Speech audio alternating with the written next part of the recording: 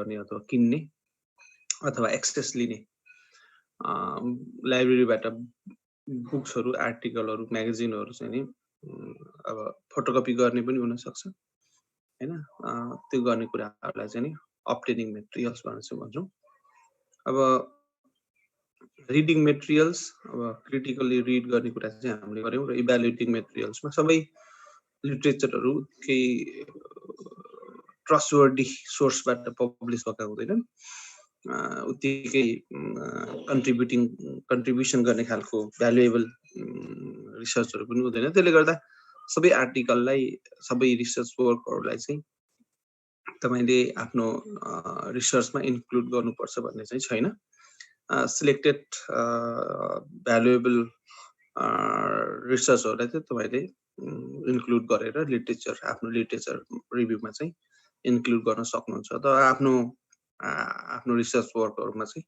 त्यसलाई साइटेसन गर्न चाहिँ सक्नुहुन्छ भन्ने कुरा चाहिँ भयो त्यो इभ्यालुएटिङ मेटेरियल्समा हैन यो चारवटा फेजहरु चाहिँ लिटरेचर रिभ्यूको भनेर हामीले डिस्कस गरेका थियौं literature search through the internet को कुरामा यो सर्च इन्जिनहरु चाहिँ हो हैन यो पनि हामीले डिस्कस गरेका थियौं हैन हो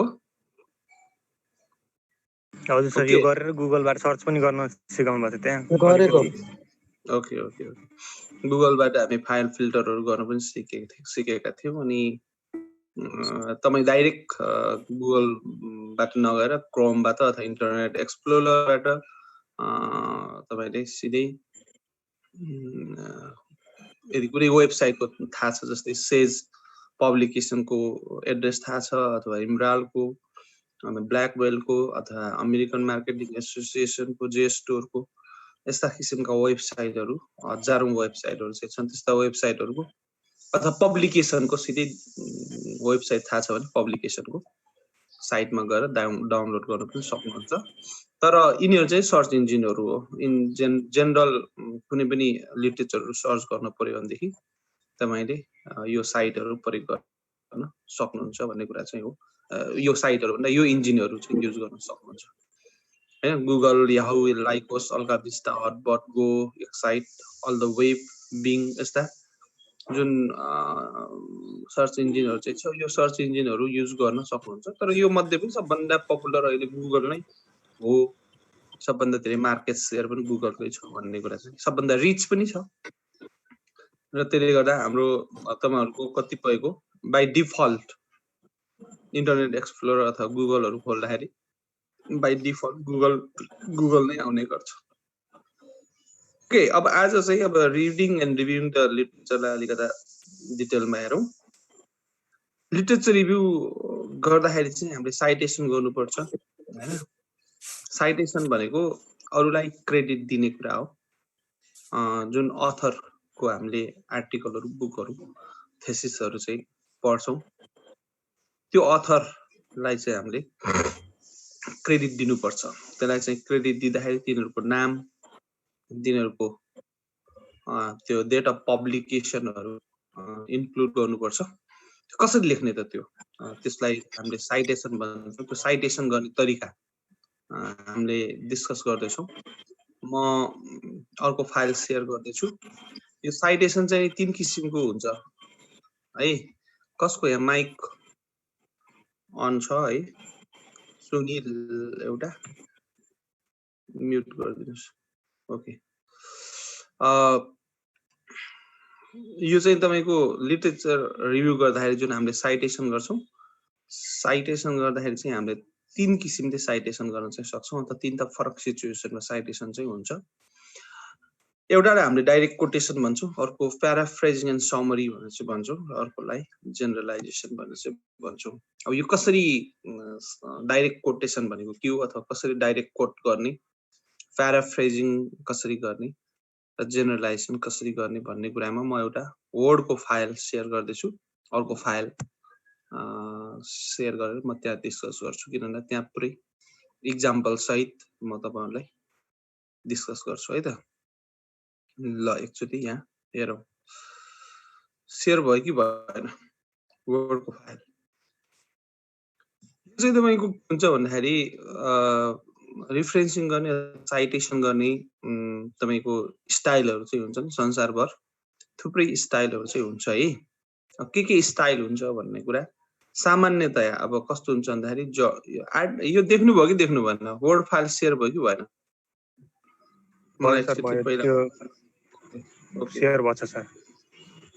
ओके, यहाँनिर मैले के भन्न खोजेको के भन्दैछु भन्दाखेरि सबभन्दा पहिला यो स्टाइलहरू चाहिँ हुन्छ। अब कुन स्टाइल फलो गर्ने भन्ने कुरा हो।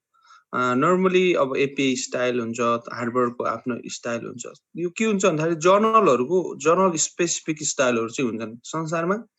त्यसैले गर्दा यति नै एउटा स्टाइल छ भन्ने भन्दा पनि जतिवटा जर्नल छ तिनीहरूको आफ्नै स्टाइल हुन सक्छ। तर पनि सामान्यतया अब युनिभर्सिटीहरूले फलो गर्ने स्टाइलहरू मध्ये मेन स्टाइलहरू मध्ये तपाईको एउटा चाहिँ नि एमएलए हो, एमएलए भन्ने चाहिँ हो। अर्को चाहिँ तपाईको हार्वर्ड स्टाइल हो, हार्वर्ड बिजनेस रिभ्यूको। र अर्को चाहिँ तपाईको एपीआई स्टाइल। यो तीनटा मध्ये पनि सबभन्दा बढी प्रयोग हुने एपीआई स्टाइल हो। अझ स्पेशली नेपालमा चाहिँ त्रिभुवन युनिभर्सिटीले एपीआई नै युज गर्छ, म्यानेजमेन्ट फ्याकल्टीले। त्यो त्रिभुवन युनिभर्सिटीको जस्तो ह्युम्यानिटिजतिर चाहिँ नि मिक्स खालको, कसैले एमएलए युज गर्छ, कसैले एपीआई युज गर्छ। त्यसले गर्दा साइटेसन गर्ने तरिकाहरू पनि स्टाइल अनुसार फरक हुन्छ हैन। तपाईले यो स्टाइलहरू हाम्रो वर्डमा पनि त्यो फेसिलिटीहरू चाहिँ छ। यो वर्डमा तपाईले जानुभयो भने पनि यहाँ सरी यो रेफरेन्सेसमा जानुभयो भनेदेखि यहाँ हेर्नु त यहाँ स्टाइल देख्नुभयो। यहाँ स्टाइल छ नि, यहाँ स्टाइलमा क्लिक गर्नुभयो भनेदेखि यो वर्डसँग पनि यो फेसिलिटी छ। एपीआई स्टाइल, सिकागो हैन, GB7714, घोस्ट नेम सर्ट हैन, घोस्ट टाइटल सर्ट, आईएसओ अनि एमएलए देख्नुभयो नि हैन, एमएलए सिस्ट टुराबेन। अब यो चाहिँ नि स्टाइलहरू अब यहाँ अरु पनि एड गर्न सक्नुहुन्छ। यहाँ स्टाइल चाहिँ तपाईले एड गर्न सक्नुहुन्छ तपाईले। अब यो स्टाइलहरू चाहिँ एकदम पपुलर स्टाइलहरूलाई वर्ल्डले पनि इन्क्लुड गरिदिएको छ। त यहाँनिर हामीसँग एमएलए एपीआई स्टाइल छ। यो एपीआई स्टाइल चाहिँ तपाईले युज गर्न सक्नुहुन्छ। अब यो जुन छ वर्डमा पनि मैले यो फेसिलिटिजहरू चाहिँ छ भनेर मैले यहाँ देखाएँ। यो तपाईको पहिला चाहिँ के गर्थे भन्दाखेरि साइटेसन गर्ने तरिकाहरू जुन बेला चाहिँ तपाईको वर्डहरू जस्तो सफ्टवेयरहरुको युज हुन्थेन। अब टाइपराइटरबाट टाइपिङ गर्ने गरिन्थ्यो हैन, त्यो एउटा जमाना पनि थियो नि। त्यति बेला पनि त रेफरेन्सिङ त गरिन्थ्यो। त्यति बेला चाहिँ तपाईको फुटनोटहरू एन्ड नोटहरू लेख्ने गरिन्थ्यो। अलि पुरानो बुकहरुमा हेर्नुभयो भनेदेखि बुकहरुमा पनि तपाईको यस्तै लेख्दै जाने, टेक्स्ट लेख्दै जाने। जस्तै यो टेक्स्ट भयो भनेदेखि यो टेक्स्टमा चाहिँ 1 गर्ने हैन, 1 गरेर चाहिँ यसलाई चाहिँ नि तपाईको गर्ने भनेर माथि के भन्छ यो चाहिँ यसरी दिने हैन, यसरी दिने हो कि हैन? यस्तो देख्नु भएको थियो 1 गर्ने अनि तल सर यो थुप्रैमा हुन्छ। यो पुरानो स्टाइल, यो पुरानो हो, अहिले नयाँमा हुन्न। अनि यो 1 भनेको के हो भन्ने कुरा चाहिँ नि तल पेजको तल चाहिँ नि 1 को बारेमा चाहिँ नि 1 भनेको के हो, यो सेन्टेन्स कहाँबाट लिएको भन्ने चाहिँ त्यो खालको चलन चाहिँ देख्नुहुन्थ्यो। किनभने त्यति बेला चाहिँ तपाईको कम्प्युटर चाहिँ नभएको हुनाले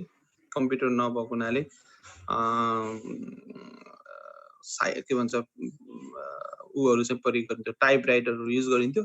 र त्यो जमाना एउटा कस्तो थियो भन्दाखेरि चाहिँ तपाईको यसरी नै हामीले 1 2 3 गर्दै जाने अनि 1 को बारेमा चाहिँ 1 भनेको भनेर चाहिँ तल चाहिँ यो एन्ड नोटमा चाहिँ नि लेख्ने, फुटरमा चाहिँ नि राख्ने चलन चाहिँ थियो, जुन अहिले चाहिँ हट्यो।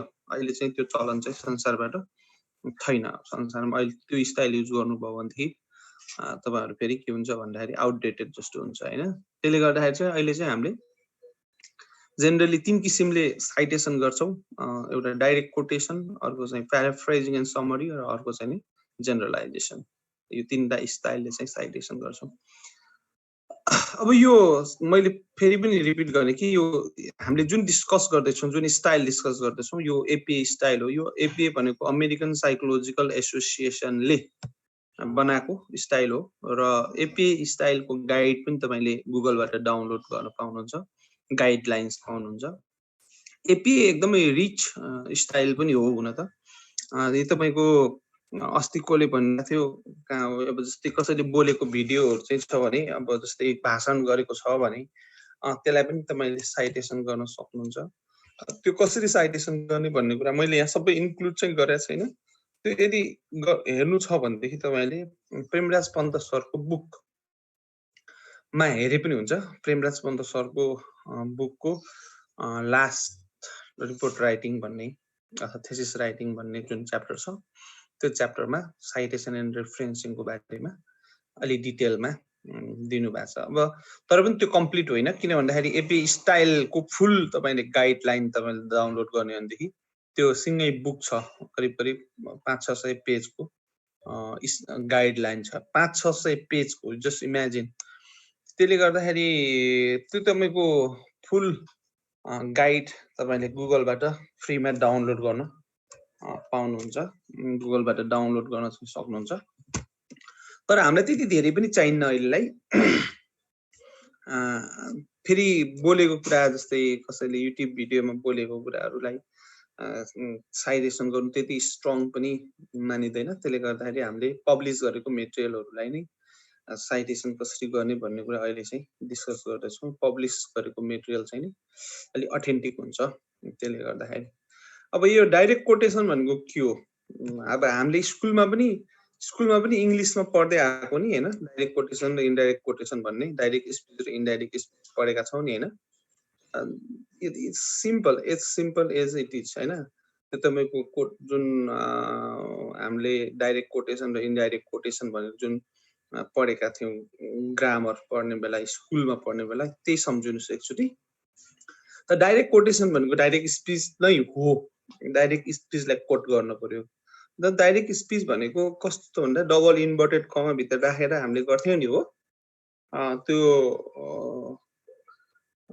he said he is going to school, यो के हो भन्दाखेरि एक्टिभ एन्ड पेसिभ भोइस रे। कहाँ भोइसको कुरा हो? हुन्थ्यो के भोइस र स्पिच एउटै हो र? कहाँ हो फरक कुरा हो नि? फेरि झुक्किनु भयो। म नयाँ पेजमा जान्छु। हेर्नुहोस् यहाँ जस्तै he said हैन, comma double inverted comma I am going to school। अब यो चाहिँ के भयो? यो चाहिँ के भयो? इन्डाइरेक्ट भयो त, इन्डाइरेक्ट स्पिच भयो। डाइरेक्ट भयो नि? यो इन्डाइरेक्ट स्पिच हो, रिपोर्टेड। यो इन्डाइरेक्ट भयो कि डाइरेक्ट भयो? इन्डाइरेक्ट त कन्भर्ट भयो। डाइरेक्ट भयो, इन्डाइरेक्टमा कन्भर्ट गर्ने। अब इन्डाइरेक्ट त रिपोर्टेड स्पिच पनि भन्छ, इन्डाइरेक्टलाई के भन्छ? रिपोर्टेड स्पिच पनि भन्छ हैन। he said that he is, अब आई को के हुन्छ? हैन, he is going to, I को सब्जेक्ट सम्झिनुहुन्छ? इज मैले ग्रामर पढाएँ। अब यीलाई हेर्नुस्, he said that he is going to school। यो चाहिँ के भयो? इन्डाइरेक्ट स्पिच भयो हैन। डाइरेक्ट स्पिच, इन्डाइरेक्ट स्पिच, यसलाई इन्डाइरेक्ट स्पिचलाई रिपोर्टेड स्पिच पनि भन्छौँ। यो कुरा दिमागमा लिनुहोस् बस। हामीले यहाँ डाइरेक्ट कोटेसन भन्ने छ, डाइरेक्ट स्पिच सम्झिनुहोस्। यो त्यही नै हो कि एकदम फन्डामेन्टल कुरा चाहिँ हो यो हैन। खालि यो एकदम महाभारतको रूपमा बुझ्न पनि जरुरी छैन, तर टेक्निक चाहिँ थाहा हुनु पर्यो। अब यहाँनिर डाइरेक्ट कोटेसन दुई किसिमको हुन्छ। हेर्नुहोस्, डाइरेक्ट कोटेसन दुई किसिमको हुन्छ। एउटा ब्लक एन्ड इन्डेन्टेड हुन्छ। ब्लक भनेको चाहिँ के हो? म्युट गर्नुहोस्, म्युट। कहाँबाट यस्तो आयो? ओके, एकदम साउन्ड आयो कि। अनि ब्लक एन्ड इन्डेन्टेड भनेको के हो बुझौँ। ब्लक भनेको अलिक ठुलो प्याराग्राफलाई हामी ब्लकमै भन्छौँ, ब्लकमा लिने भन्छौँ नि। ठुलो प्याराग्राफ लिने भनेको के, एउटा सिंगल सेन्टेन्स नलिएर एउटा ब्लकमै लियौँ हामीले। त यो जस्तो यत्रो लामो यहाँ सेन्टेन्स देखिराख्नु भएको छ, 2-3वटा सेन्टेन्सको एउटा प्याराग्राफ कहीँबाट हुक गर्नु भएको छ, कहीँबाट लिनु भएको छ। तर उसले जस्तो लेखेको छ त्यसमा कमा पनि चेन्ज नगरिकन, त्यसमा कुनै पनि तपाईको टेन्सहरु चेन्ज नगरेर जस्ताको तस्तै तपाईले लिनु भएको छ भने त्यसलाई ब्लक भन्छ। एन्ड इन्डेन्टेड भनेको इन्डेन्टेसन चाहिँ नै राखिन्छ के, जस्तो यो हामीले यो सिलेक्ट गर्यौं, यहाँनिर हामीले यो यसबाट इन्डेन्टेसन चेन्ज गर्न सक्छौं नि हैन, यो इन्डेन्टेसन चेन्ज गर्न सक्छौं। यसलाई चाहिँ हामीले वर्डमा चाहिँ इन्डेन्टेसन सेट गरेको भनेर चाहिँ भन्छौं हैन। यो जुन मैले चेन्ज गरे यो इन्डेन्टेसन हो, मैले जे चेन्ज गरिरहेको छु देखिराख्नु भएको छ यो चाहिँ इन्डेन्टेसन हो। अब यसको राइट साइडतिर पनि तपाईले इन्डेन्टेसन चाहिँ नि चेन्ज गर्न सक्नुहुन्छ। यो इन्डेन्टेसन यहाँसम्म आइसक्यो, यो चाहिँ इन्डेन्टेसन यहाँ। यो यसरी जुन बीचमा राइट र लेफ्ट साइडतिर चाहिँ नि स्पेस छोडेर लेख्ने कुरा छ त्यसलाई चाहिँ के भन्छ इन्डेन्टेड भन्छ। कुरा बुझ्यो? इन्डेन्टेड भनेको के हो? इन्डेन्टेसन भन्छ नि कम्प्युटरमा हामीले, यसलाई कम्प्युटर सिक्ने बेला तपाईहरुलाई थाहा होला इन्डेन्टेसन मिलाउने भन्छ। यहाँ हेर्नु त, यहाँ यो मेरो माउसमा के भन्छ राइट इन्डेन्ट भन्छ, यतातिर चाहिँ जानुभयो भने यतातिर लेफ्ट इन्डेन्ट भन्छ, ह्याङ्गिङ इन्डेन्ट भन्छ हैन, ह्याङ्गिङ इन्डेन्ट कहाँनिरबाट ह्याङ गराउने। त त्यसैले गर्दाखेरि यो इन्डेन्टेसन हो। यो इन्डेन्टेड भनेको चाहिँ नि इन्डेन्टेसन पनि मिलाएर भनेको। त ब्लक एन्ड इन्डेन्टेड सम्झिनु भयो? कस्तो सजिलो छ नि यो शब्दको अर्थ बुझ्नुभयो भने। ब्लक भनेको एउटै ठुलो प्याराग्राफलाई हामीले ब्लक भनेको हैन, एउटा मात्रै सेन्टेन्स लेखेको होइन, त्यसलाई ब्लक भनेको। इन्डेन्टेड भनेको चाहिँ के हो? लेफ्ट र राइट तिर चाहिँ नि हामीले स्पेस छोडेर लेख्ने कुरालाई चाहिँ इन्डेन्टेड भनेर चाहिँ भनेको। त यहाँ एउटा एक्जाम्पल छ यहाँनिर चाहिँ मैले स्ट्र्याटेजिक म्यानेजमेन्टको अथर हैन थम्सन एन्ड स्ट्रिकल्यान्डले बुकबाट मैले डाइरेक्ट एउटा प्याराग्राफ लिएँ भनेदेखि त्यो यसरी मैले साइड गर्छु ब्लक एन्ड इन्डेन्टेडमा। Thomson and Strickland 2007। यहाँ ध्यान दिनुहोस्, त्यहाँ मैले के गरेँ भन्दाखेरि अथरको नाम लिएँ, थम्सन एन्ड स्ट्रिकल्यान्डको नाम लिँदाखेरि चाहिँ नि यो के भयो भन्दाखेरि सरनेम मात्र लिएँ, सरनेम आर्थुर ए हैन थम्सन लेख्दैन के, आर्थुर ए थम्सन लेख्दैन मैले हैन, थम्सन मात्र लेख्छु मैले, सरनेम मात्र लेख्छु। स्टिकल्यान्डको पनि सरनेम मात्र लिन्छु। त सरनेम मात्रै लेखिन्छ जहिले पनि यो साइटेसन गर्ने बेला। साइटेसन गर्ने बेला फर्स्ट नेम मिडल नेम अथवा त्यसको फर्स्ट लेटर लेख्ने काम चाहिँ नगर्नु होला। यसमा खालि सरनेम मात्रै, फ्यामिली नेम मात्रै आउँछ। त्यसले गर्दा थम्सन एन्ड स्टिकल्यान्ड यो दुईटै के हो सरनेमहरु चाहिँ हो। थम्सन एन्ड स्टिकल्यान्ड दुईटा अथरको थम्सन एन्ड स्टिकल्यान्ड। अब यहाँनिर अर्को ध्यान दिनु होला, Thomson A N D and यस्तो खालको एन्ड पर्सन साइन तपाईले यो ए एन डी एन्ड नलेखेर चाहिँ ध्यान दिनुस् है, सानो सानो कुरामा यसमा ध्यान दिनुपर्छ। थम्सन एन्ड स्टिकल्यान्ड भनेर मैले यो जुन एन्ड पर्सन साइन लेखेँ मैले, एन्ड पर्सन साइन चाहिँ मैले लेख्न पाउँछु कि पाउँदैन? नो, पाउनुहुन्न। यसमा के हुन्छ भन्दा ए एन डी एन्ड नै हुन्छ। किन भन्दा साइटेसनमा एउटा रुल छ। हेलो, त्यहाँ माइक अन छ कसको? माइक म्युट गर्नुस्।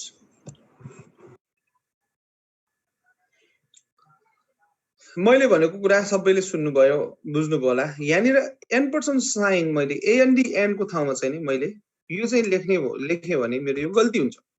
यो लेखेँ भने मेरो के हुन्छ? गल्ती हुन्छ। यहाँ के हुनुपर्छ भन्दा ए एन डी एन हुन्छ। एपी स्टाइलमा यही नै हुन्छ। यो एपी स्टाइल हामीले फलो गर्ने हो। यो कुराहरुमा माइन्युटली ध्यान दिने। जस्तो थम्सन एन्ड स्टिकल्यान्ड भनेर लेख्दाखेरि ए एन डी एन यो प्यारेन्थेसिस भन्दा बाहिर, ब्राकेट प्यारेन्थेसिस भनेको हैन, ब्राकेट भन्दा बाहिर लेख्छौं भनेदेखि त्यति बेला ए एन डी एन लेख्छौं, ध्यान दिने। ब्राकेट भन्दा भित्र लेख्छौं भनेदेखि त्यसलाई चाहिँ के भन्छौं? फेरि एन्ड पर्सन साइन लेख्नु पर्छ, ध्यान दिने। यस्तो यस्तो चीजहरुमा ध्यान दिनुपर्छ तपाईहरुले। जस्तै Thomson and Strickland explain the risk of doing single business in the following words भनेको थम्सन एन्ड स्टिकल्यान्डले अब सिंगल बिजनेस गर्ने भनेको मल्टिपल बिजनेस नगरेर सिंगल बिजनेस गर्ने हो भनेदेखि तपाईको स्ट्र्याटेजिक म्यानेजमेन्ट पढिराख्नु भएको छ अहिले हैन। मल्टी बिजनेस र सिंगल बिजनेसको कुरा, कन्सन्ट्रेटेड बिजनेस गर्ने कि डाइभर्सिफिकेसन गर्ने भन्ने टेक्स्ट छ नि त।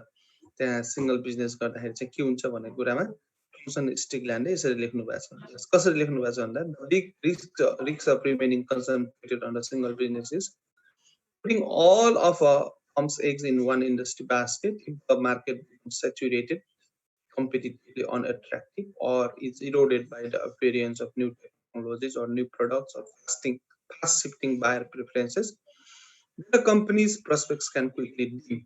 It is not unusual for changing consumer needs, changing innovation, or new substitute products to undermine or wipe out a single business firm. यो कम्प्लिटली मैले चाहिँ जुन बुक थम्सन स्टिकल्यान्डको बुक छ अथवा कुनै आर्टिकल होला तपाईहरुले लिन सक्नुहुन्छ, आर्टिकल लिन सक्नुहुन्छ। त्यहाँको टेक्स्ट जस्ताको शब्द त्यस्तै एउटा कुनै पनि सेन्टेन्समा कुनै पनि भर्बहरु समेत चेन्ज नगरिकन जस्ताको तस्तै तपाईले कपी गरेर पेस्ट गर्नुभयो भनेदेखि त्यति बेला डाइरेक्ट कोटेसन हुन्छ। अब यो चाहिँ यस्तो डाइरेक्ट कोटेसन गर्ने बेला जहिले पनि पेज नम्बर दिनुपर्छ। यसरी चाहिँ तपाईले यहाँ ब्र्याकेट भित्र हेर्नुस्, यहाँ ब्र्याकेट युज भयो। डेट लेख्नको लागि चाहिँ हामीले ब्र्याकेट युज गर्यौं। कमिसनर स्ट्रिकल्यान्डले 2007 मा भनेको ब्र्याकेट भित्र हामीले डेट लेख्यौं। लास्टमा पनि हामीले के लेख्छौं भन्दाखेरि पेज नम्बर लेख्छौं। पेज नम्बर कमिसनर स्ट्रिकल्यान्डको बुकको पेज नम्बर 311 देखि 312 सम्म यो कुरा चाहिँ लेखिएको छ। अब यो के हो भन्दाखेरि एउटा प्याराग्राफ दुईटा यसमा स्प्लिट भएको हुन सक्छ। त्यस्तो बेला चाहिँ 311 to 312 भनेको 11 मा केही कुरा छ, 12 मा केही कुरा छ, यही प्याराग्राफ स्प्लिट भएको छ भनेदेखि त्यति बेला हामीले दुईटा पेज नम्बरको रेन्ज दियौं। तर कहिलेकाहीँ के हुन्छ भन्दाखेरि अब जस्तै 311 मा मात्रै यो चीज छ भनेदेखि यो प्याराग्राफ 311 मा मात्रै लेखेको पेज नम्बर भनेदेखि पेज नम्बर 311 मात्रै अब 311 भनेर चाहिँ भने हुन्छ। पी लेख्नु पर्दैन। त्यति बेला चाहिँ पी 311 मात्रै लेखे हुन्छ। ठीक छ, पी 311 मात्रै लेखे हुन्छ। अनि फुल स्टप लेख्छौं। ब्र्याकेट पछि फुल स्टप हो। यहाँ अर्को मिस्टेक कहाँ हुन्छ भन्दाखेरि यहाँनिर फुल स्टप लेखेर अनि यतातिर पनि फुल स्टप लेख्छ कसैले, त्यो हुन्न। डबल फुल स्टप अथवा यसरी छोड्दिन्छ, जुन कुरा चाहिँ के हो गलत हो। ब्र्याकेट भन्दा पछि नै के गर्नुपर्छ, फुल स्टप लेख्नुपर्छ हैन। कुरा चाहिँ नि ध्यान दिनु होला। अब यो कुरा चाहिँ नि तपाईले त्यसैले गर्दाखेरि यो यसरी हामीले एकचोटी हामीले यसरी लेख्यौं भनेदेखि अब यसलाई चाहिँ इन्डेन्टेसन चाहिँ मिलाउनु पर्छ। ध्यान दिनु होला। ब्लकमा ल्याउँ, ब्लकमा ल्याइसकेपछि इन्डेन्टेसन कहाँबाट मिलाउने, तपाईले ट्याब दिएर हुँदैन अथवा यहाँनिर ट्याब कुनै पनि ट्याब यसरी दिएर दिनुभयो भने तपाईको मिस्टेक हुन्छ हैन। जुन कुरा तपाईले यहाँबाट मिलाउनु पर्छ है त, यहाँबाट तपाईले मिलाउनु पर्छ है त। यसरी मिलाउँदाखेरि चाहिँ तपाईको 1 2 3 स्टेपमा चाहिँ नि तपाईले इन्डेन्टेसन मिलाउनुस्। यसरी यो इन्डेन्टेसन मिलाउनु पर्छ है। अब यो इन्डेन्टेसन मिलाएपछि अनि अर्को काम पनि गर्नुपर्छ। यहाँ देखिराख्नु भएको छ होला क्लियरली। यो इन्डेन्टेसन मिलाइसकेपछि हेर्नुस् है कति कुराहरु तपाईले नोटिस गर्नु भएको छैन, नोटिस गर्नुस् आज। यसरी यसको चाहिँ के गर्नुपर्छ, लाइन स्पेस मिलाइदिनु पर्छ। लाइन स्पेस चाहिँ नि सिंगल छ, ल हेर्नुस्। यसको लाइन स्पेस चाहिँ नि के गर्नुपर्छ, यहाँ सिंगल गर्नुपर्छ। यसलाई चाहिँ तपाईको 1.5 गर्नुभयो भनेदेखि यो त के हुन्छ, यति टाढा आउँछ नि त। जबकि जस्तै यो प्याराग्राफहरु 1.5 मा छ नि, यस्तै छ नि हैन। तर जुन अब यो इन्डेन्टेड हामीले ब्लक एन्ड इन्डेन्टेड साइटेसन गरिसकेपछि ब्लक एन्ड इन्डेन्टेड साइटेसनलाई चाहिँ हामीले के गर्नुपर्छ, जहिले पनि सिंगल गर्नुपर्छ। ध्यान दिनु भयो, कुरा बुझ्यो। यी नियमहरु चाहिँ ख्याल राख्ने, के नियम ख्याल राख्ने भन्दाखेरि साइटेसन गर्ने बेला सरनेम मात्र लिने, डेटलाई ब्र्याकेट भित्र राख्ने, ब्लकमा लेखेको कुरालाई छुट्टै राख्ने, छुट्टै प्याराग्राफ गरेर राख्ने, प्याराग्राफलाई इन्डेन्ट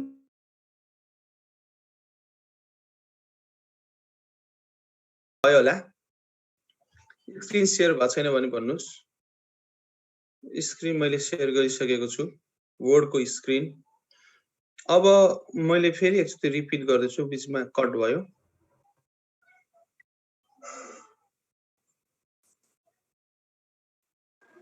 तपाईहरुले कपीमा नोटमा चाहिँ लेख्नुपर्छ भने लेख्नुस्, नभए यहाँ ध्यान दिएर राम्रोसित दिमागमा राखे पनि हुन्छ यो कुराहरु।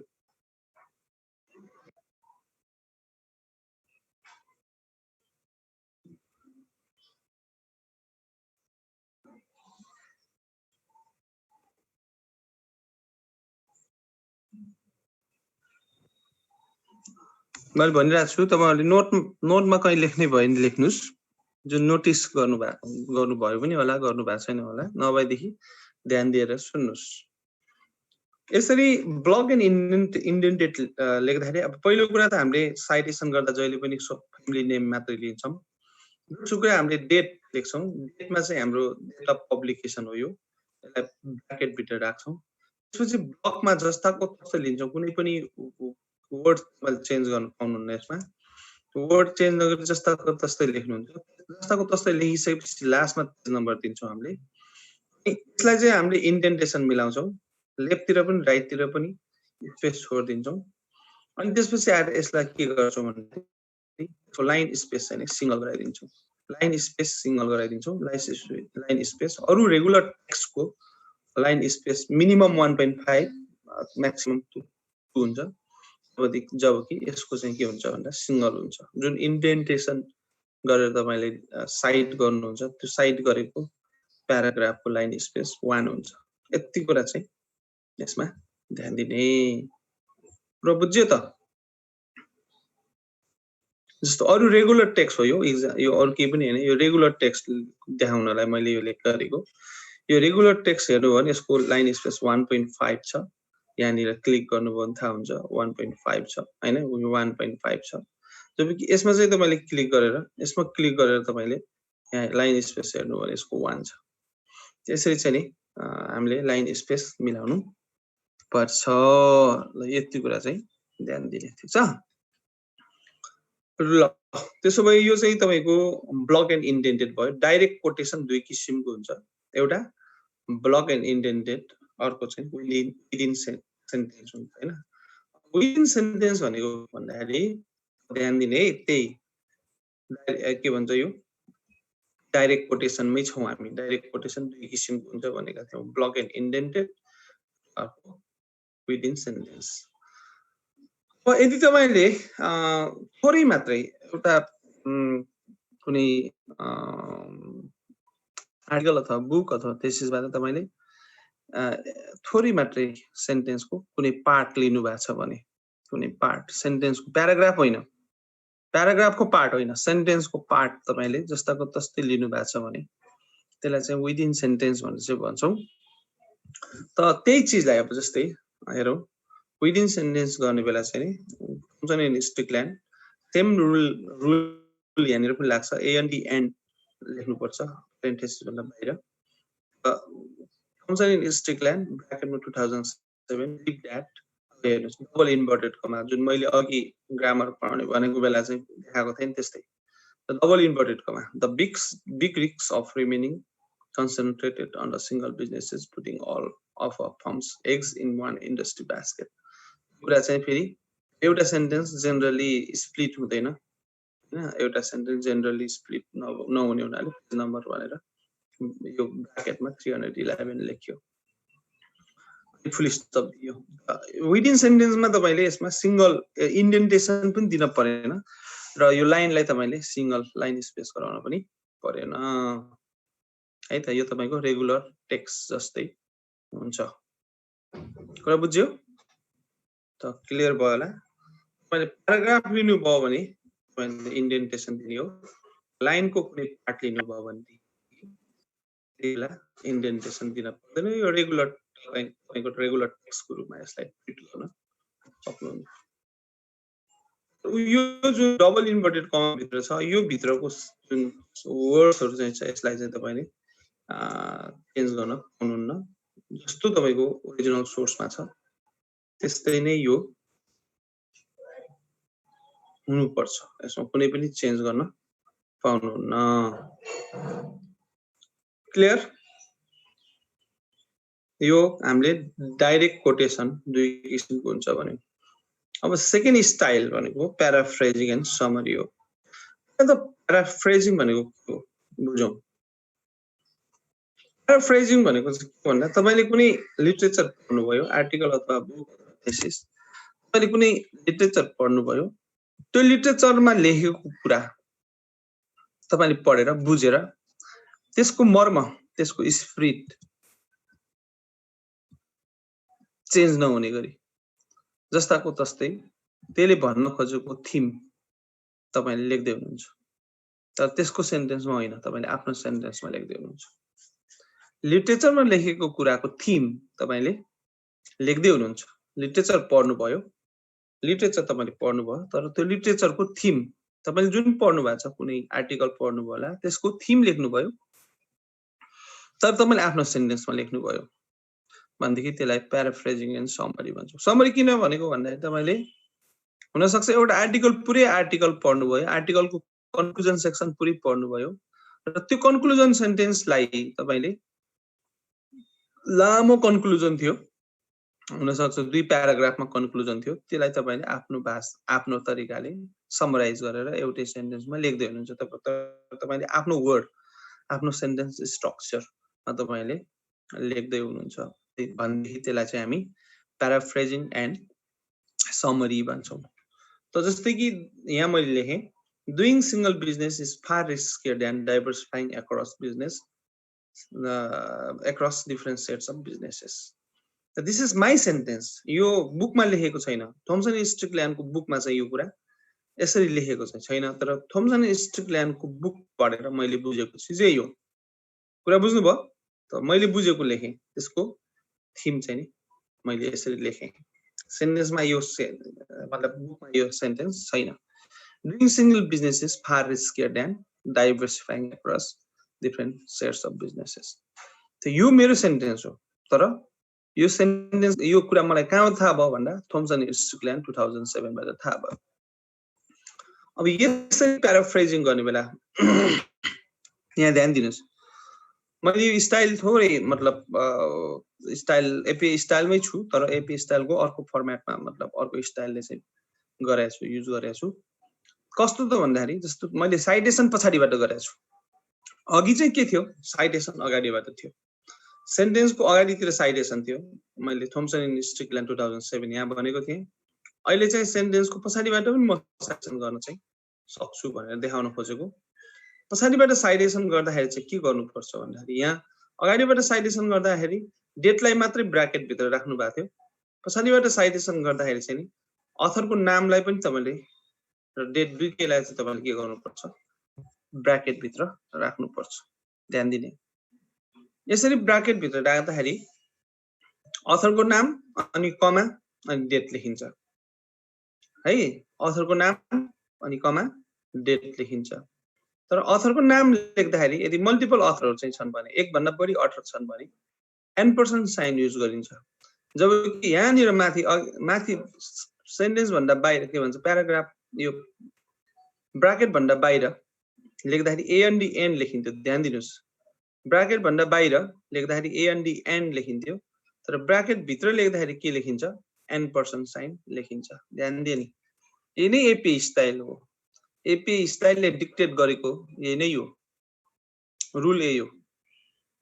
यो रुल बङ्गाउने काम नगर्नु होला। कुरा बुझ्यो यहाँसम्म? प्याराफ्रेजिङ एन्ड समरी भनेको के हो भन्ने कुरा। हेलो सुन्दिरहेछु सर, बुझ्दैछौँ sir. Okay okay okay.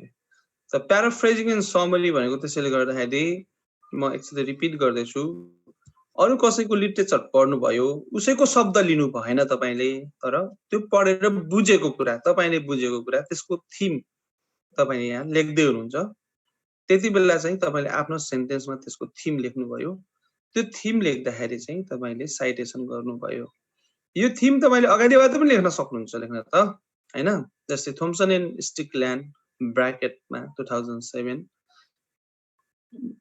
Believe that भनेर यसमा चाहिँ इन्भर्टेड कमा प्रयोग नगरेर doing single business is far riskier than diversifying across different sets of businesses लेख्न सक्नुहुन्छ। अगाडिबाट साइटेसन पनि गर्न सक्नुहुन्छ। अब अगाडिबाट साइटेसन गर्न पर्यो भनेदेखि लेट मी शो दिस, म फेरि लेखेर देखाउँछु। जस्तै कि मैले के गरेँ भन्दाखेरि सन एन्ड स्ट्रिकल्यान्ड ब्र्याकेटमा 2007 believe that for doing business मलाई चाहिँ यसैलाई मैले युज गरिरहेको छु।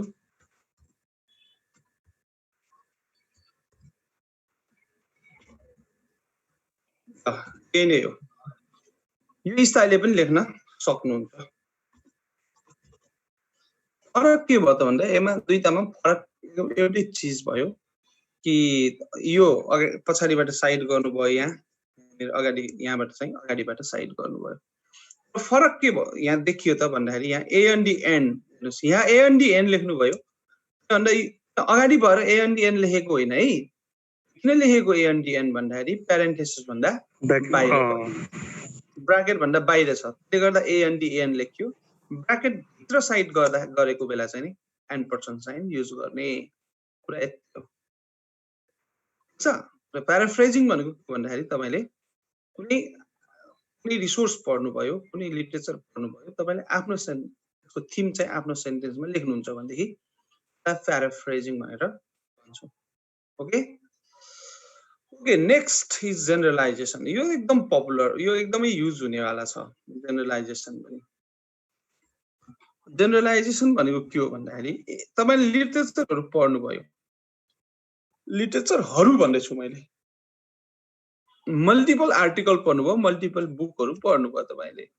थुप्रै बुक थुप्रै आर्टिकलहरू पढ्नुभयो फरक फरक अथरहरूको एउटै भनाइ छ 4-5 वटा अथरहरूले एउटै चीज भनिरहेका छन् तर फरक फरक ल्याङ्ग्वेज हुन्छ नि त आफ्नो आफ्नो सेन्टेन्स हुन्छ हैन र तर थीम चाहिँ उनीहरूको एउटै हो भन्देखि त्यति बेला एउटै सेन्टेन्समा हामीले मल्टिपल अथरहरूलाई साइट गर्न पर्ने हुन्छ मल्टिपल अथरहरूलाई साइट गर्दाखेरि अझ त्यो के हुन्छ भन्दा स्ट्रङ हुन्छ तपाईको सेन्टेन्स के हुन्छ स्ट्रङ हुन्छ त्यसले गर्दा जेनरलाइजेसन तपाईको आर्टिकलहरुमा जेनरलाइजेसन गरेर साइटेसन गरेको तपाईले धेरै पाउनुहुन्छ थुप्रै आर्टिकल पढ्नुभयो थुप्रै बुक पढ्नुभयो तिनीहरुको थीम के छ एउटै छ त्यो इस्युमा भनेदेखि त्यस्तो थीम तपाईले लेख्नुहुन्छ सबैले भनेको कुरा लेख्नुहुन्छ यो पोइन्ट अफ एग्रीमेन्टमै आएर तपाईले सेन्टेन्स लेख्नुहुन्छ तर सबैलाई साइट गर्नुहुन्छ सबैलाई क्रेडिट दिनुहुन्छ त्यो तरिकालाई जेनरलाइजेसन भनेर चाहिँ भन्छौं जस्तै एक्जाम्पलको लागि diversification is better than concentration सबै अथरले भनेको जस्तै कोले भन्दा थम्सन स्टिकल्यान्डले विलियन एन्ड हंगरले पियर्स एन्ड रबिन्सनले जोन्सन एन्ड स्कल्सले भनेको कुरा हो चारवटा अथरहरूलाई हामीले एकै ठाउँमा साइट गर्न पर्यो भनेदेखि त्यसलाई जेनरलाइजेसन भनेको okay diversification is better than concentration in the turbulent industry हैन भनेर चाहिँ कसरी भने जस्तै इन द टर्बुलेन्ट इन्डस्ट्री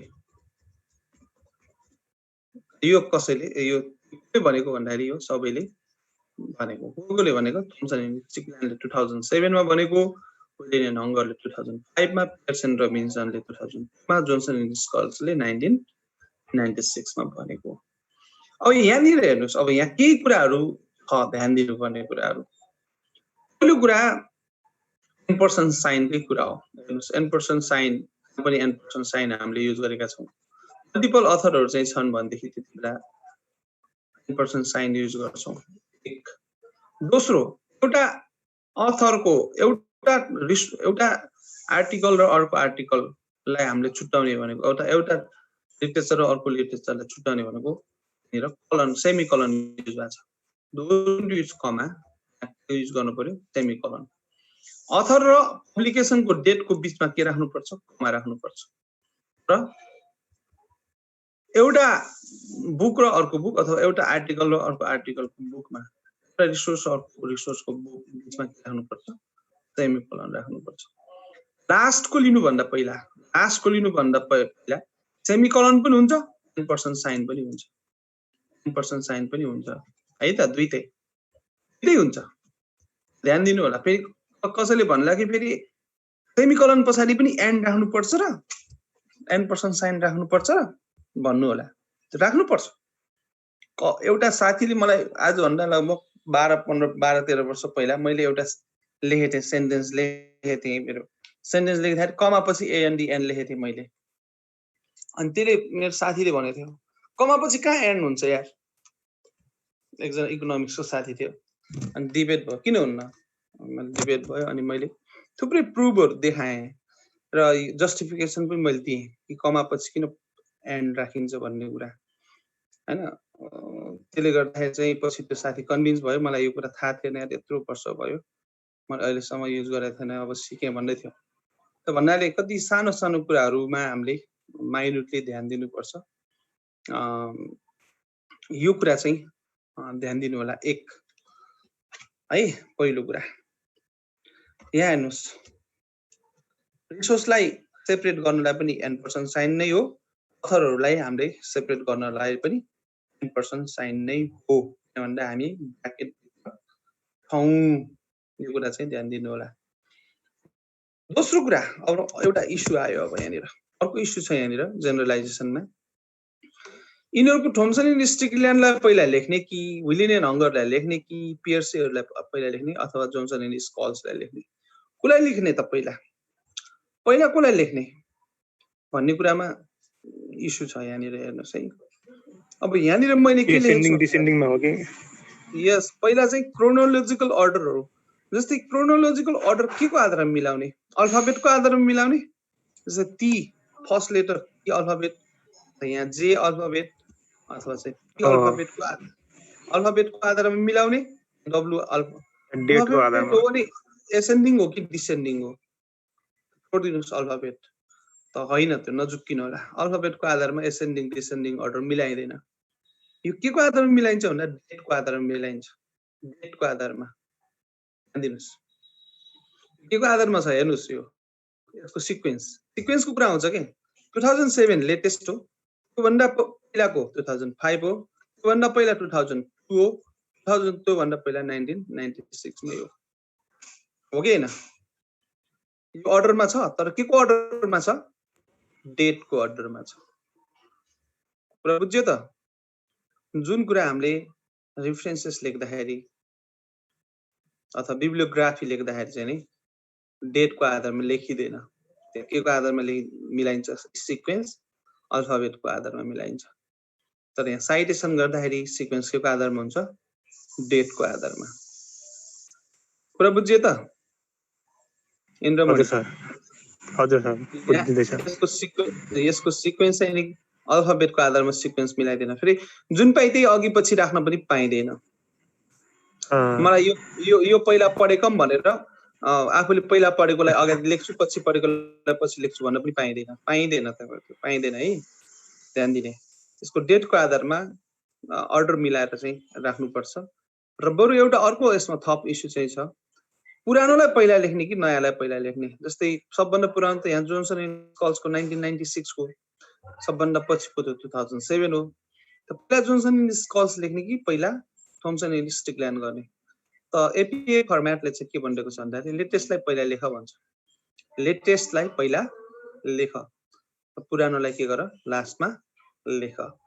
त्यसैले गर्दाखेरि यो जेनरलाइजेसनमा हामीले जोन्सन एन्ड स्कल्सको सबभन्दा पुरानो हो हामीले पढेको लिटरेचर मध्ये, र थोम्सन एन्ड स्टिकल्यान्डको सबभन्दा लेटेस्ट हो 2007। त्यसले गर्दाखेरि लेटेस्टबाट पुरानोतिर चाहिँ हामीले अर्डर मिलाएर राखेका छौं।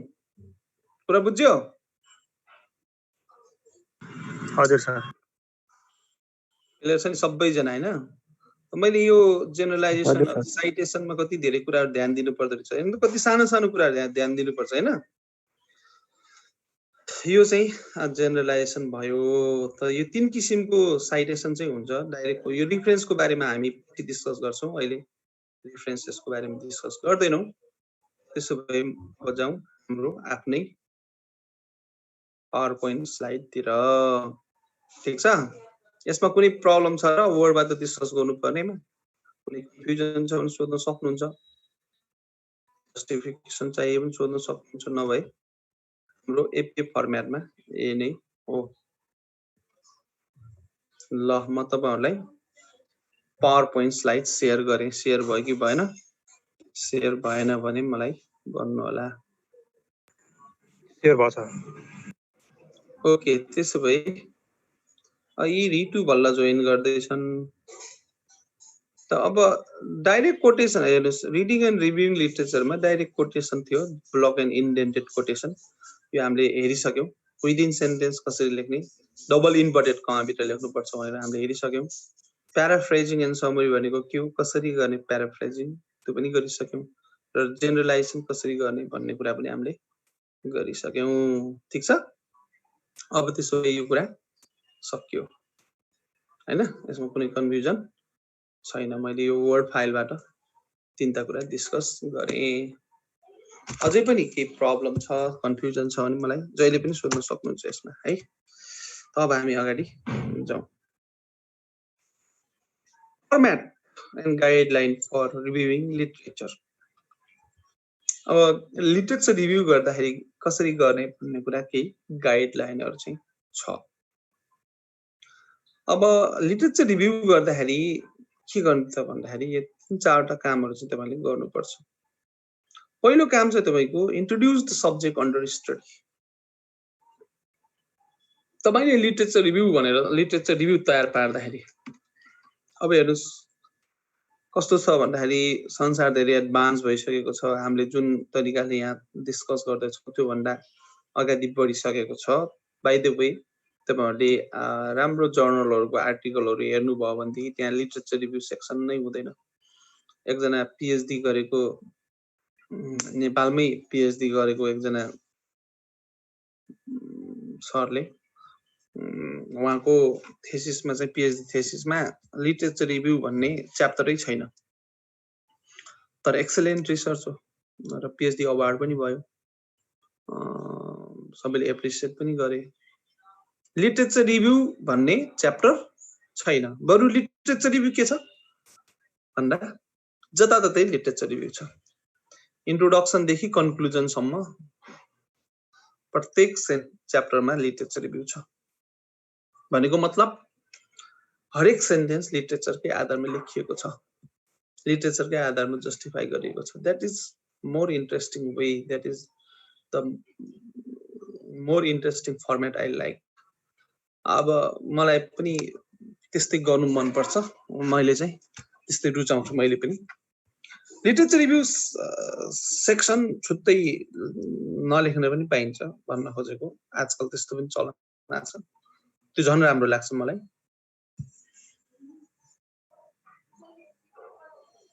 तर यदि हामीले लिटरेचर रिभ्यू सेक्सन छुट्टै च्याप्टर 2 मा तपाईहरुको थेसिसमा त्रिभुवन युनिभर्सिटीले च्याप्टर 2 मा लिटरेचर रिभ्यू लेख्न भनेको छ। त त्यो च्याप्टर 2 मा लिटरेचर रिभ्यू लेख्न पर्यो भनेदेखि चाहिँ यसरी लेख्नु होला। पहिलो कुरा सब्जेक्ट अन्डर स्टडी तपाईको जुन टपिक छ त्यसलाई इन्ट्रोड्युस गर्नुस्। त्यसरी इन्ट्रोड्युस गर्दाखेरि लिटरेचरको आधारमा इन्ट्रोड्युस गर्नुस्। यो सबै लिटरेचरको आधारमा हो। Second, highlight the problem. प्रब्लमलाई तपाईको इस्यु के हो त्यो इस्युलाई हाइलाइट गर्नुस्। यो पनि तपाईको लिटरेचरकै आधारमा हो। तपाईले लिटरेचर रिभ्यू भनेको तपाईको आफ्नो हुँदै होइन। त्यो तपाईको आफ्नो होइन, अरूको वर्कहरुलाई, अरूको पब्लिकेसनहरु, अरूको कामहरुलाई तपाईले युज गर्ने हो। त्यो चाहिँ नि अरूबाट सापत्ति लिने हो। त्यसले गर्दाखेरि सब्जेक्ट अन्डर स्टडी भनेको तपाईको टपिकलाई इन्ट्रोड्युस गर्नुस्। त्यसपछि तपाईको प्रब्लमलाई, इस्युलाई हाइलाइट गर्नुस्। त्यो इस्यु किन इम्पोर्टेन्ट छ, के हो इस्यु, इस्यु के हो, किन इम्पोर्टेन्ट छ, त्यसमा रिसर्च गर्न भन्ने जस्तो कुराहरु चाहिँ हाइलाइट गर्नुस्। सर त्यो चाहिँ आफ्नै ल्याङ्ग्वेजमा लेख्ने हो त चाहिँ? नो, तपाईले कस्तो ल्याङ्ग्वेजमा लेख्ने भन्ने कुरा त साइटेसन कस्तो युज गर्नुहुन्छ तपाईको आफ्नो चोइसको कुरा हो। डाइरेक्ट कोटेसन युज गर्नुभयो भने उनीहरुको ओरिजिनल ल्याङ्ग्वेज युज गर्नुहुन्छ। प्याराफ्रेजिङ अथवा जेनरलाइजेसन गर्नु भने तपाईको आफ्नो ल्याङ्ग्वेज युज गर्नुहुन्छ। मतलब इन्ट्रोड्युस गर्ने बेलामा नि लिटरेचर रिभ्यूको आधारमा इन्ट्रोड्युस गर्न पर्यो भनेपछि? यस, मैले त्यही भन्दै छु। तपाईले आफूले आफ्नो त विदाउट लिटरेचर, विदाउट साइटेसन तपाईले सब्जेक्ट म्याटरलाई चाहिँ इन्ट्रोड्युस पनि गर्न सक्नुहुन्न, प्रब्लमलाई हाइलाइट गर्न पनि सक्नुहुन्न। यो सबै लिटरेचरकै आधारमा हो।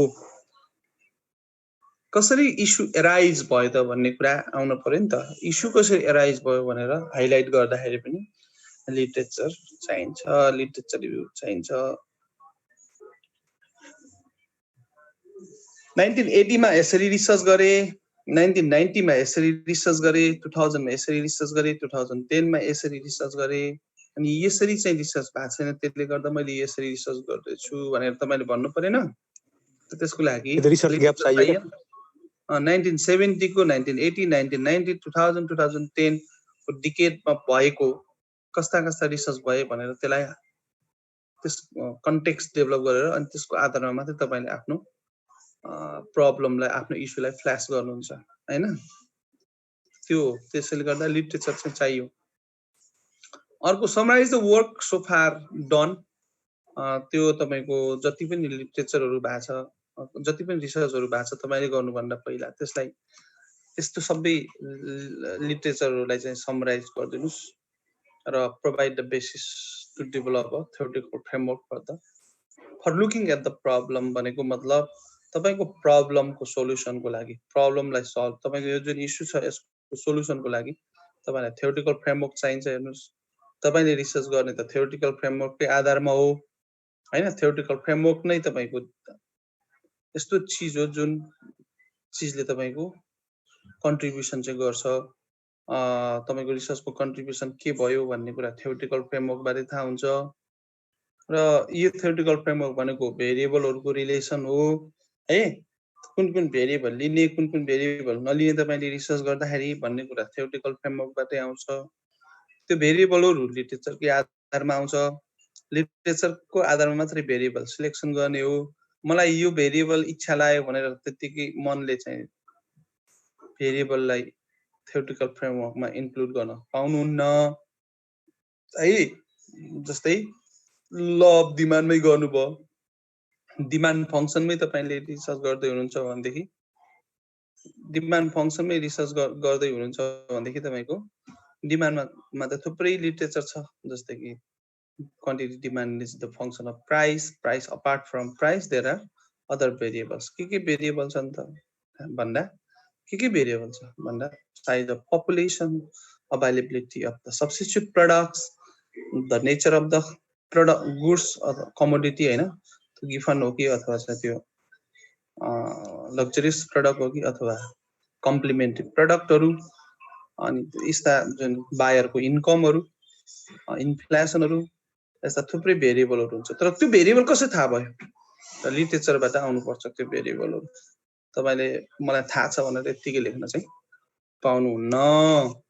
त त्यसैले गर्दाखेरि तपाईको लिटरेचरले थ्योरेटिकल फ्रेमवर्कको लागि एउटा बेसिसको रूपमा काम गर्नुपर्छ, अथवा थ्योरेटिकल फ्रेमवर्क भनेको लिटरेचरको बेसिसमा बन्नु पर्छ। र त्यो थ्योरेटिकल फ्रेमवर्क केको लागि बनाइन्छ भन्दा तपाईको प्रब्लमको, यो जुन हाइलाइट गर्नु भएको छ प्रब्लम, त्यो प्रब्लमको सोलुसनको लागि थ्योरेटिकल फ्रेमवर्क बनाउनुहुन्छ।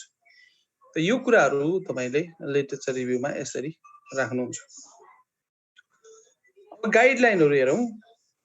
गाइडलाइनमा पहिलो कुरा हेर्नुस्, ध्यान दिनुपर्ने कुरा तपाईको literature review begins from the comprehensive perspective to more perspective, more specific studies that are associated with research problem. Research problem कै वरपर लिटरेचर रिभ्यू गर्ने हो तपाईले। तर लिटरेचर रिभ्यू गर्दाखेरि कम्प्रिहेन्सिभ पर्सपेक्टिभबाट सुरु गर्ने र स्पेसिफिक पर्सपेक्टिभमा चाहिँ आउने। भनेको ब्रोड पर्सपेक्टिभबाट आउनुस् र अलि स्पेसिफिक हुँदै आउनुस्। जहिले पनि मैले जहिले पनि भन्ने गर्छु कि हामीले रिसर्च गर्दाखेरि यो कुरा चाहिँ ध्यान दिनुपर्छ। यो तपाईको एकदम के भन्छ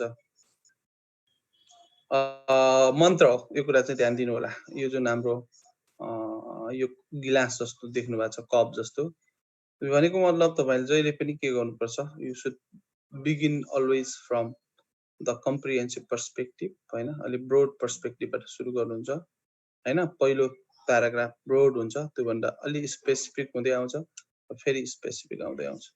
कुनै पनि सेक्सन लेख्दा, चाहे लिटरेचर रिभ्यू लेख्दा होस्, चाहे स्टेटमेन्ट अफ प्रब्लम लेख्दा होस्, चाहे थ्योरेटिकल फ्रेमवर्क बनाउँदा होस्, चाहे अब्जेक्टिभ लेख्दा होस्, पहिला हामीले ब्रोड अब्जेक्टिभ लेख्छौं अनि स्पेसिफिक अब्जेक्टिभ लेख्छौं हैन। त्यसैले गर्दा बिस्तारै स्पेसिफिक हुँदै आउने हो। यहाँनिर पनि गाइडलाइन त्यही नै हो। दोस्रो कुरा, if the problem has a historical background begin with the earliest reference.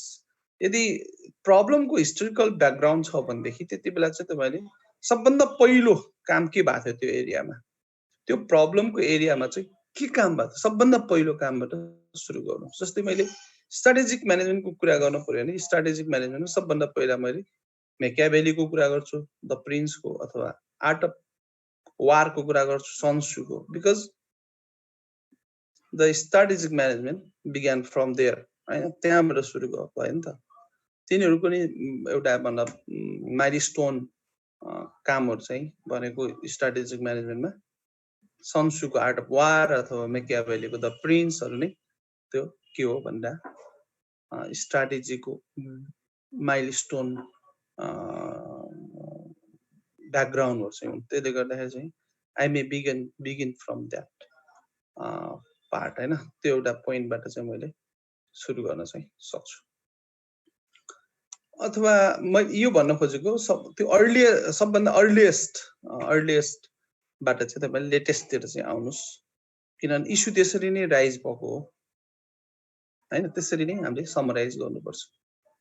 Avoid the extraneous detail of the literature, do a brief review. Extraneous detail भनेको के हो? Extraneous variableहरु चाहिँ हुन्छन्।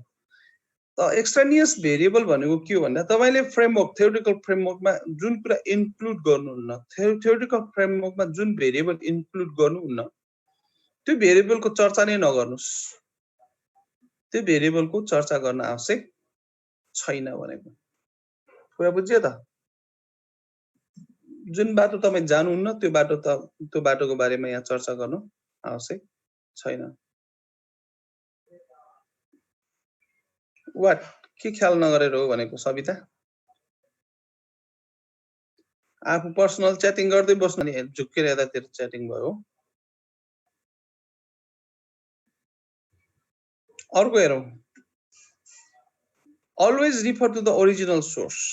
तपाईहरुले कस्तो नगर्नुस् भन्दाखेरि जस्तै मैले माइकल पोर्टरको कम्पिटिटिभ स्ट्र्याटेजी भन्ने आर्टिकल पढेकै छैन, तर त्यो आर्टिकलको बारेमा चाहिँ तपाईको पियर्सन रबिन्सनले लेखेका छन्।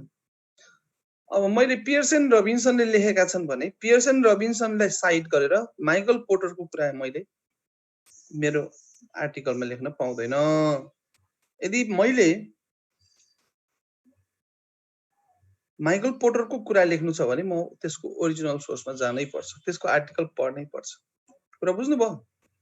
माइकल पोर्टरको आर्टिकल मैले पढेको छैन, तर थोम्सनले के भन्छ, पियर्सन रबिन्सनको बुकमा लेखेको कुरा, पियर्सन रबिन्सनले के लेखेछन् भन्दा माइकल पोर्टरले यो आर्टिकलमा यस्तो लेखेको छ भनेर उनीहरूले चर्चा गरेका छन्। मैले पढे पियर्सन रबिन्सनको बुकमा माइकल पोर्टरले भनेको कुरा देखेँ, अनि मैले पनि माइकल पोर्टरले यस्तो भन्नु भएको छ भनेर माइकल पोर्टरको ओरिजिनल सोर्स नपढेर, आर्टिकल नपढेर, पियर्सन रबिन्सनको बुक पढेर माइकल पोर्टरले यस्तो भन्नु भएको छ भनेर भन्ने होइन। त्यसरी भन्न पाउँदैन। मैले माइकल पोर्टरको ओरिजिनल जुन आर्टिकल हो त्यो आर्टिकल मैले पढ्नै पर्छ। मैले त्यो नपढिकन यसरी त तपाईको अरूले साइटेसन गरेको आधारमा मैले पनि साइटेसन गर्न पाउँदैन। ध्यान दिनु होला।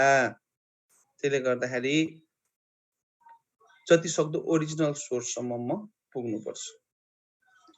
लिटरेचर रिभ्यू गर्दाखेरि जेनरली कुन पार्ट लिटरेचर रिभ्यूमा चाहिँ इन्क्लुड गर्ने अथवा के चीज पढ्ने भन्दा त्यो जस्तै माइकल पोर्टरको कम्पिटिटिभ स्ट्र्याटेजी भन्ने आर्टिकल मैले पाएँ भनेदेखि त्यो आर्टिकलको अब्जेक्टिभ मैले पढ्नुपर्छ, त्यसको मेथड पढ्नुपर्छ, अनि त्यसको रिजल्ट पढ्नुपर्छ, मैले त्यसको कन्क्लुजन पढ्नुपर्छ। भनेपछि अलमोस्ट सबै चीज पढ्नु पर्यो। भनेको मतलब आर्टिकलको त्यो सबै अब्जेक्टिभ, मेथड, रिजल्ट र कन्क्लुजन सबै पढ्नुपर्छ मैले। कुरा बुझ्नुभयो त? अनि यो पढ्ने भन्ने कुरा चाहिँ तपाईको हेबिट हो। अरु पनि छ यहाँ गाइडलाइन, जस्तै assess how the literature relates or applies to your study, so weaknesses in the design if any, discussing how you would avoid similar problem. भनेको मतलब यदि तपाईले जुन आर्टिकल पढ्नु भएको छ त्यो आर्टिकल तपाईको प्रब्लमसँग कसरी रिलेट गर्छ, के सम्बन्ध छ, तपाईको त्यो आर्टिकलमा गरेको रिसर्च र तपाईको रिसर्चको सम्बन्ध के छ, त्यसमा के वीकनेसेस थिए, यदि कुनै मेथडमा कुनै मेथोडोलोजीमा चाहिँ वीकनेस थियो भने त्यो वीकनेसको चर्चा गर्नुस्। यहाँनिर कमजोरी भयो त्यो रिसर्चमा भनेर भन्नुस् र तपाईले त्यो कमजोरीलाई कसरी एलिमिनेट गर्दै हुनुहुन्छ, कसरी त्यो कमजोरी हटाउँदै हुनुहुन्छ र आफ्नो रिसर्चमा तपाईले नयाँ तरिका के प्रयोग गर्दै हुनुहुन्छ त्यो भन्दा सुपेरियर त्यो कुरा यहाँ लिटरेचर रिभ्यूमा डिस्कसन गर्न सक्नुहुन्छ। अर्को, organize the literature you have reviewed in some logical order, either subject wise or date wise, हैन। यो साइटेसन त डेट वाइज नै हुन्छ, तर अर्गनाइज गर्ने बेला तपाईको प्याराग्राफहरु नै पहिलो प्याराग्राफ दोस्रो प्याराग्राफको जुन कोहेसन भन्छ त्यसलाई हामीले कोहेसिभनेस लाई सिंक्रोनाइज गरेर क्रोनोलोजिकल अर्डरमा राख्दाखेरि तपाईले डेट वाइज अथवा चाहिँ सब्जेक्ट वाइज तपाईले अर्गनाइज गर्न सक्नुहुन्छ। भनेको मतलब जस्तै लिटरेचर रिभ्यूमा पहिला के लेख्ने सर भन्नुहुन्छ तपाईको क्वेशन, पहिला के लेख्ने भन्दाखेरि तपाईले यो दुईटै तरिका डेट वाइज पनि जान सक्नुहुन्छ, सब्जेक्ट वाइज पनि जान सक्नुहुन्छ। र अर्को चाहिँ नि close literature chapter by summarizing the important aspect of literature and interpreting them in terms of your problem भनेको लिटरेचर रिभ्यू च्याप्टरलाई यसरी चाहिँ नि क्लोजिङ गर्नु, सबैलाई तपाईले जति लिटरेचर रिभ्यू गर्नु भएको छ त्यसलाई समराइज गरेर अन्तिममा राखिदिनुस्। यतिहरु तपाईको लिटरेचर रिभ्यूको गाइडलाइनहरु हुन्। छ हामीसँग 1 मिनेट छ। लिटरेचर रिभ्यू भनेको पढ्ने हो, तपाईहरुले अब आर्टिकलहरु डाउनलोड गर्ने पढ्ने काम पनि गर्नुस्। म तपाईहरुलाई चाहिन्छ भने आर्टिकल पठाइदिन्छु है, आर्टिकल तपाईहरुलाई दिन्छु, आर्टिकलहरु पढ्नुस्। तपाईहरुलाई मैले यो भन्दा पहिला एउटा असाइनमेन्ट दिएको छु हैन? हो हेलो माइक अन गर्नुस् त। असाइनमेन्ट कति जनाले गर्नुभयो?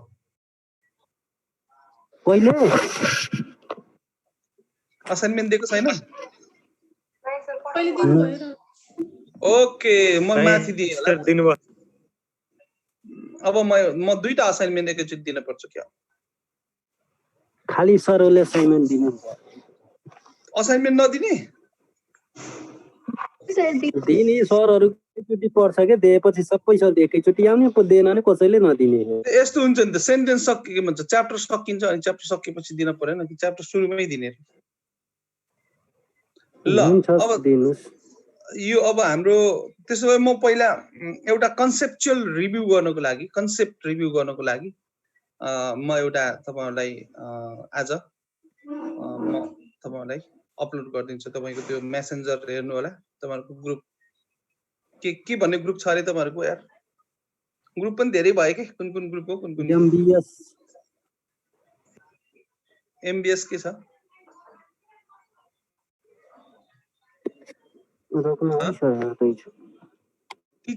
टीचर भन्ने कस ग्रुप हो? एमबीएस बोथ सेक्सन भनेर। एमबीएस बोथ सेक्सन वाला ग्रुप हो, तपाईहरुले त्यो चलाउनुहुन्छ। म त्यसमा म अपलोड गरिदिन्छु है। ल त्यो हैन लेक्चरर्स एन्ड टिचर वाला हो के? भन्ने वाला हो। के रे? Student and lecture